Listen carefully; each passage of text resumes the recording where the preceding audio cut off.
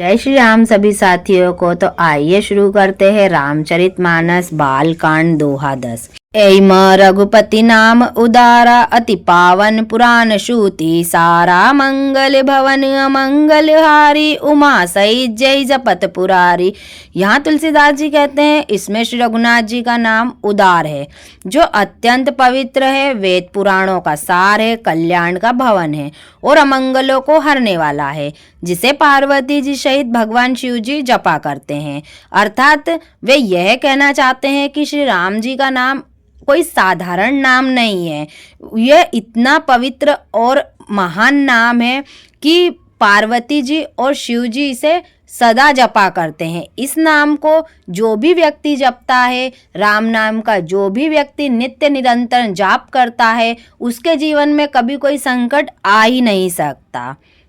नीति विचित्र सुकविकृत जो राम नाम बिनु सोह न सो विधु बदनी सब भांति संवारी सो न बसन बिना वर नारी। जो अच्छे कवि के द्वारा रची हुई बड़ी अनूठी कविता है, वह भी राम नाम के बिना शोभा नहीं पाती। जैसे चंद्रमा के समान मुख वाली सुंदर स्त्री सब प्रकार से सुसज्जित होने पर भी वस्त्र के बिना शोभा नहीं देती। सब गुण रहित कुकविकृत बानी राम नाम जस अंकित जानी सादर कहि सुनई बुधताहि मधुकर सरिस संत गुण ग्राही।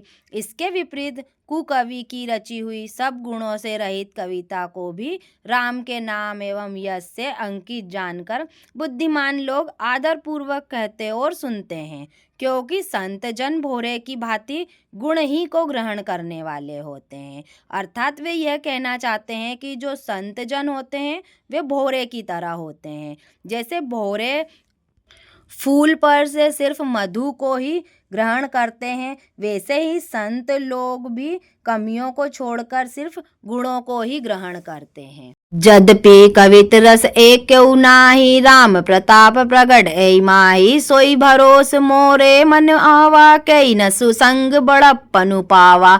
यद्यपि मेरी इस रचना में कविता का एक भी रस नहीं है, तथापि इसमें श्री रामचंद्र जी का प्रताप प्रकट है।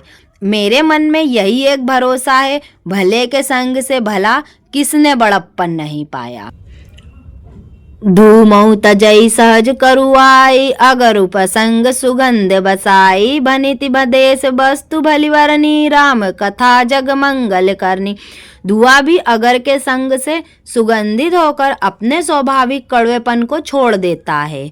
मेरी कविता अवश्य भद्दी है, परंतु इसमें जगत का कल्याण करने वाली राम कथा रूपी उत्तम वस्तु का वर्णन किया गया है। इसमें भी यह अच्छी ही समझी जाएगी। अर्थात राम जी की कथा उत्तम और पवित्र है, इसलिए यह पूरे संसार का कल्याण करने वाली है, इसीलिए यह रचना अच्छी मानी जाएगी।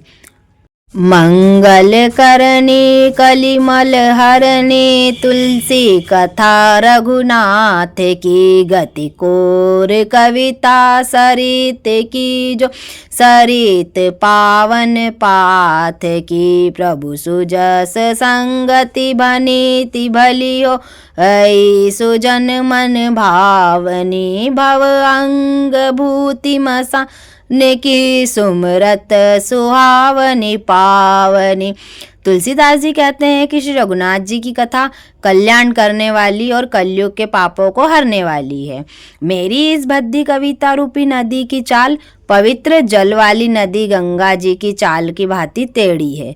प्रभु श्री रघुनाथ जी के सुंदर यश के संग से यह कविता सुंदर तथा सज्जनों के मन को भाने वाली हो जाएगी।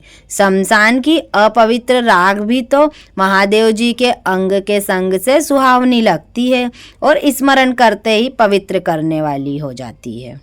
प्रिय लागई अति सबई रामा मम भनीति राम जस संग सिया रामा दारु विचारु की करई रामा को बंदिय मलय प्रसंग सिया रामा। श्री राम जी के यश के संग से मेरी कविता सभी को अत्यंत प्रिय लगेगी।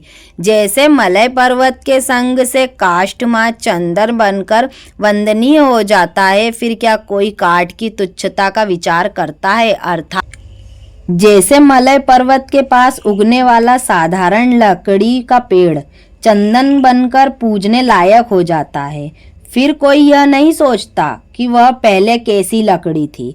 उसी तरह राम जी के नाम और संग से मेरी यह कविता भी सबको प्रिय लगने लगेगी। श्याम सुरभि भय बिसद अति रामा, गुणद करई सब पांसिया रामा, गिरा ग्राम्य शिव राम जस रामा, गावई सुनई सुजानसिया रामा। श्यामा गौ काली होने पर भी उसका दूध उज्जवल और बहुत गुणकारी होता है, यही समझकर सब लोग उसे पीते हैं। इसी तरह गवारू भाषा में होने पर भी श्री सीताराम जी के यश को बुद्धिमान लोग बड़े चाव से गाते और सुनते हैं। जय श्री राम सभी साथियों को।